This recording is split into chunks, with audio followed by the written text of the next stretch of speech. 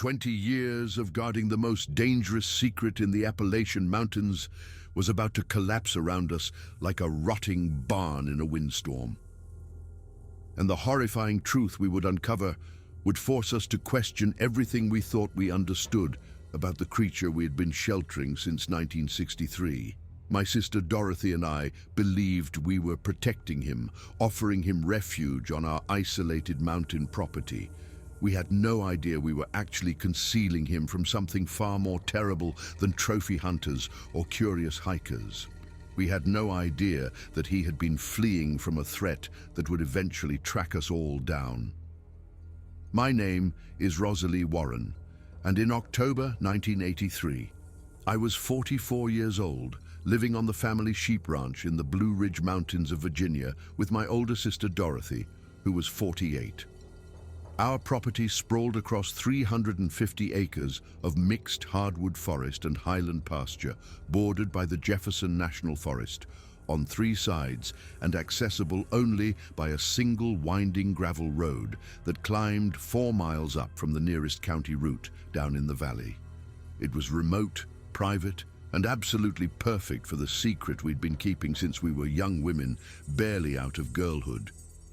That Tuesday morning started like any other autumn day in the mountains. I was in the equipment barn, the air thick with the smell of grease and cold steel, working on our 1976 Chevrolet pickup truck's stubborn clutch assembly, while Dorothy checked the fence lines in our old 1971 International Scout. The radio sitting on the workbench was playing "Every Breath You Take" by The Police, a song that had been playing so constantly that year I could recite every lyric without thinking, its haunting melody a strange soundtrack to our isolated lives. October had brought the first serious cold snap to the highlands, and frost still sparkled on the grass in the shadowed areas where the morning sun had not yet reached, glittering like scattered diamonds across the hillside meadow. I was elbow deep in transmission fluid and grease, wrestling with a rusted bolt, when I heard the distinctive sound of Dorothy's Scout coming up the main drive much faster than she normally drove it. She skidded to a stop outside the barn doors in a spray of gravel, and I could see from the tight-lipped expression on her weathered face that something had gone terribly wrong. "Rosalie, we have got ourselves a serious problem," she said, as she climbed out of the driver's seat and slammed the door behind her with a force that echoed in the quiet morning air. "There are surveyors working along the northern boundary line, official-looking types with government vehicles and all kinds of equipment spread out everywhere." My stomach dropped like a stone thrown into a deep well. "What kind of government people?" I asked, wiping my greasy hands on a shop rag, my heart beginning to pound a slow, heavy rhythm against my ribs. Couldn't tell from the distance I was keeping, but they're marking trees with orange tape, taking soil samples with some kind of drilling equipment. One of them was carrying what looked like a hunting rifle, maybe a tranquilizer gun. Dorothy pulled off her leather work gloves and stuffed them into the pocket of her worn Carhartt jacket, her weathered face creased with the kind of worry I hadn't seen since our father passed. "They're working maybe 2 miles from the cave system," she said quietly, glancing around as though someone might be listening, even though we were completely alone on the property. The cave system where he lived, where we had been bringing food and supplies for 2 decades. "Did they spot you watching them?" I asked, already feeling the familiar dread settling into my bones, a cold weight that had been our constant companion for 20 years. "Don't think so," Dorothy replied, shaking her head. "I stayed way back in the tree line the whole time, used the binoculars from the ridge. But Rosalie, if they're conducting some kind of official survey up there, if they're planning development or logging operations or mineral extraction or whatever government agencies plan these days, they might stumble right onto him." We both understood exactly what that would mean without having to say it aloud. 20 years of carefully maintained secrecy would be finished. Not just our secret, but his safety, his life, everything we had sacrificed and worked so hard to Protect, since we were young women. I need to warn him tonight, I said, already stripping off my greasy work gloves and tossing them onto the workbench beside the radio. Tonight after dark, when there's no chance of anyone seeing me on the trail. Dorothy nodded grimly, her jaw set in that stubborn line I knew so well from a lifetime of working alongside her. I'll keep watch on those surveyors tomorrow morning, see if I can figure out what exactly they're up to and how long they plan to stay. But Rosalie, maybe it's finally time we started considering other options for him. We can't protect him forever if the federal government gets itself involved in whatever is happening up there. I didn't answer her because I didn't have an answer to give. How exactly do you relocate a creature standing 7.5 feet tall who has lived in the same cave system for at least 20 years? Where would he even go? What other place could offer him the same combination of isolation and protection and the trust of people willing to keep his existence secret? As I cleaned the transmission fluid off my hands at the old sink in the corner of the barn, my mind traveled backward through the years to the day everything started. Back to November 1963, when Dorothy and I first encountered the being we would eventually come to call Silas. November 1963 seems like another lifetime now, though certain moments from that month remain as vivid in my memory as if they happened yesterday morning.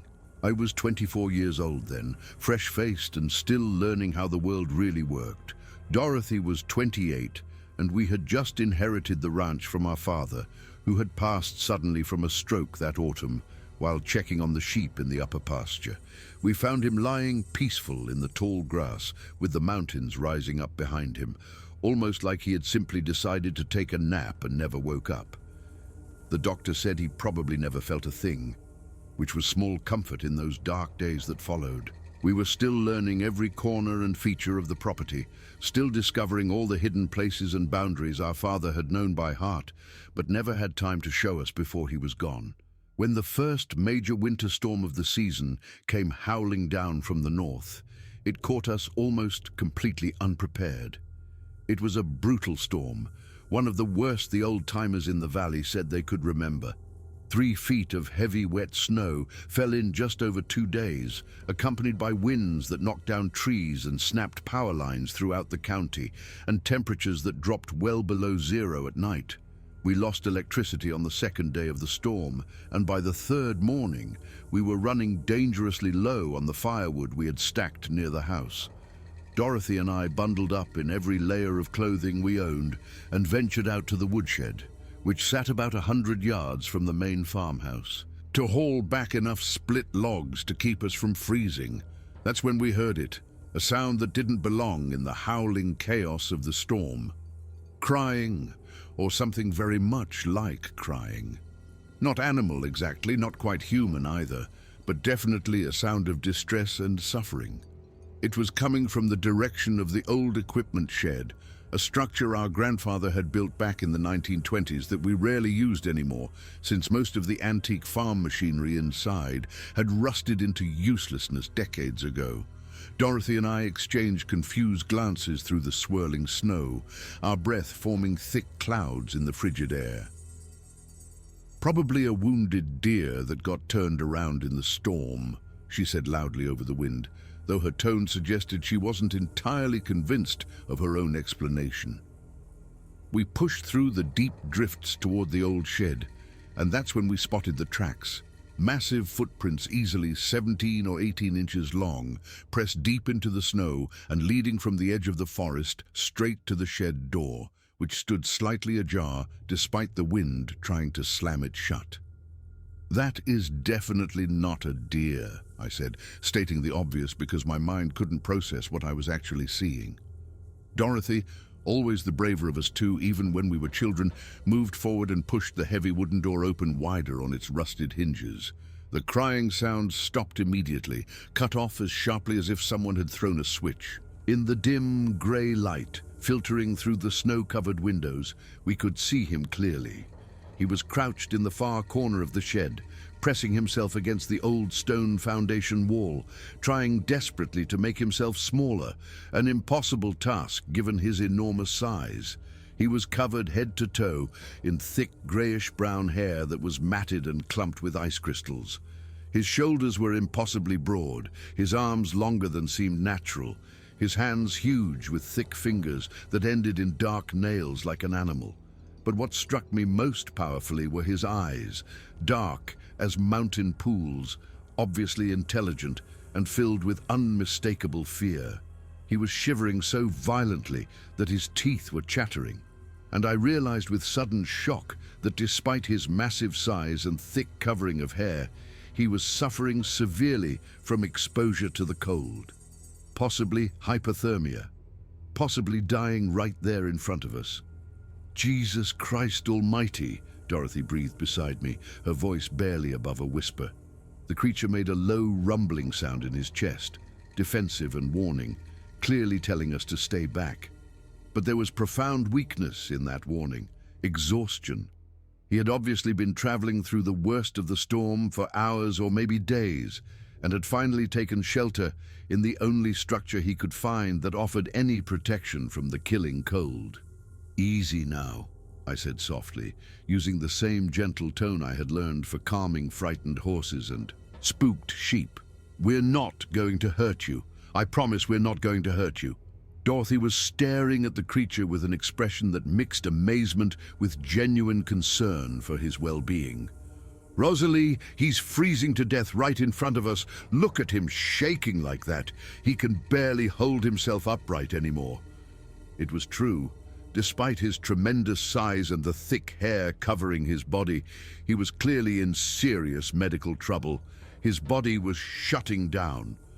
"We need to get him warm somehow," I said urgently. "Build a fire in here, bring him some blankets, get some hot liquid into him if he'll take it." "We can't possibly bring him to the house," Dorothy said, her practical nature asserting itself even in this impossible situation. "Even if we wanted to try, he's way too big to fit through the doors, and if he panics and tries to get away—" The creature made another low sound, much weaker this time, cutting off whatever Dorothy was about to say. His dark eyes closed briefly, and I watched him sway on his feet, nearly collapsing against the wall. "He's not going to survive the night if we don't do something right now," I said with desperate urgency. "Dorothy, please! We have to help him." My sister looked at the creature shivering in the corner, then at me with my pleading eyes, then back at the creature again. She was weighing impossible choices, I knew, but I also knew her heart. Finally, she nodded once, decisively. "Fine. I'll get the kerosene heater from the barn, and those old horse blankets we keep in the tack room. You stay here with him. Make sure he doesn't collapse completely or try to run off into the storm before I get back." Dorothy disappeared into the white chaos of the blizzard, leaving me alone in that dim shed with a creature that shouldn't exist outside of campfire stories. I kept my distance, watching as he struggled visibly to remain conscious. His breathing had become labored, his constant shivering broken by longer pauses that worried me even more than the shaking. "Help is coming," I said to him, not knowing if he could understand a single word, but hoping my tone would communicate what my words might not. "My sister went to get supplies to warm you up. Just hang on a little longer. Please, just hang on." His eyes opened and focused on my face with surprising clarity. For a long moment that seemed to stretch into eternity, we simply looked at each other across that dim and freezing space. In that moment of silent connection, I saw something that changed everything. Recognition. Not of me specifically, but recognition that I was trying to help him, that I meant him no harm. He made a soft sound, almost gentle, and he nodded. An actual nod, a human gesture of acknowledgement that confirmed beyond any doubt that there was an intelligent mind behind those dark eyes. He understood. Dorothy returned faster than I expected, loaded down with the kerosene heater, an armful of thick wool horse blankets, a large thermos of hot beef soup, and an extra bundle of firewood. Working together, we got the old potbelly stove in the corner of the shed lit and burning, then positioned the kerosene heater. The creature watched our every movement, but made no attempt to flee. "I brought soup," Dorothy said uncertainly. I approached him slowly, holding out the thermos cup filled with steaming beef broth. The creature's broad nostrils flared as he caught the scent. Then, with surprising delicacy, he reached out and took the cup from me. He drank the entire contents in one long swallow, and I watched some of the desperate tension leave his massive shoulders. I refilled the cup twice more, and he drained each one. We stayed in that shed for more than 3 hours as the storm raged, feeding the fires, bringing more soup, piling blanket after blanket over his enormous form. By late afternoon, he was clearly no longer in immediate danger. As we moved to leave, the creature made a sound that stopped us. We turned back to find him sitting up more fully. He touched his chest with one massive hand and made a sound that was clearly deliberate. "Silas." Dorothy and I stared at each other in complete shock. He was telling us his name. "Silas," I repeated carefully, touching my own chest. "Rosalie," then at my sister. "Dorothy." The creature's face showed something that looked almost like relief, like gratitude for being acknowledged as an individual. "We'll be back tomorrow morning, Silas," Dorothy said, her voice softer than I had heard it in months. "You rest now." Standing in the equipment barn 2 decades later, that memory remained as vivid as if it had happened yesterday. That first meeting had established the pattern for everything that followed. Trust built gradually, communication developed through patience. But now, with government surveyors on our property, I found myself wondering if the sanctuary we had provided was about to become a trap. And I had no idea that in just 3 days we would discover why Silas had really been hiding on our ranch for 20 years. The truth would prove far more terrifying than anything we had imagined. That night I waited until well after midnight before making the familiar trek to the cave system where Silas had made his home. I carried my heavy Maglite flashlight, a backpack stuffed with supplies, and our grandmother's old Remington rifle, not for Silas, but for the black bears and occasional mountain lion. The October night wrapped around me cold and clear. I had walked this winding path hundreds of times, knew every landmark as well as I knew the rooms of my own house. The entrance to the cave system was hidden behind a natural rock formation covered in moss and mountain laurel. You would walk right past it without ever suspecting it was there. I flashed my light 3 times at the darkness of the cave entrance, our established signal. Within moments, I heard heavy footsteps approaching, and then Silas emerged from the darkness into the moonlight. Even after 20 years, his appearance still had the power to take my breath away. He had aged, as we all had. There was more gray in his hair, but standing 7 feet and 8 inches tall, he remained an absolutely imposing presence. "Sai," I said quietly, using the shortened name we had adopted. "We have got ourselves a serious problem." He tilted his massive head, a gesture I had learned to recognize as focused attention. Over the years, we had developed a communication system that worked surprisingly well. Silas understood far more English than he could ever speak, and he had taught us some of his own vocalizations and gestures. I pulled out a small notebook and began sketching stick figures representing men with equipment, vehicles, and the area where Dorothy had spotted them. Silas watched my crude drawings intently, and I saw his posture change immediately as understanding dawned. His broad shoulders tensed, his hands curled into massive fists. But it was not fear that I saw in his expression. It was something else, something that looked almost like recognition, dread, the return of an old nightmare. "Sai, do you know something about this?" I asked urgently. "About why these people are here?" He made a sound, low and urgent, and gestured for me to follow him deeper into the cave. This was highly unusual. In 20 years, he had rarely invited us past the first chamber. I followed him through a narrow, natural passage that opened into a larger chamber I had never seen before. My flashlight beam swept across the rough walls, and I froze, my breath catching in my throat. The walls were covered with markings, deliberate symbols and drawings made with purpose. Some looked ancient, carved deep into the stone. Others were newer, probably made by Silas himself. They showed figures, many arranged in what appeared to be scenes or narratives. Some of the figures clearly represented creatures like Silas. Others were obviously human. But what made my blood run cold were the other drawings. Figures similar to Silas in form, but different in ways that disturbed me on a primal level, more aggressive in their posture, with what appeared to be weapons in their hands. And in several drawings, these aggressive figures were shown attacking, chasing, and destroying other figures that looked like Silas. Jesus Christ, I breathed. What is all this? He pointed at the aggressive figures with one massive finger, then made a series of harsh, guttural vocalizations I had never heard before, filled with what sounded like fear and bitter hatred. Then he pointed at himself, then toward the cave entrance behind us, and made a gesture we had established years ago that meant hiding or seeking safety. "You've been hiding from them," I said slowly, the pieces finally clicking into place. "Not from humans. You've been hiding from others like yourself. That's why you came here in 1963. You were running from them." Silas nodded emphatically. Then he did something that shocked me more than anything.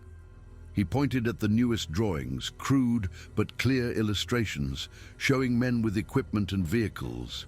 And beside them, he had drawn those aggressive figures, the dangerous ones, working together in obvious cooperation. "Wait," I said, my mind racing.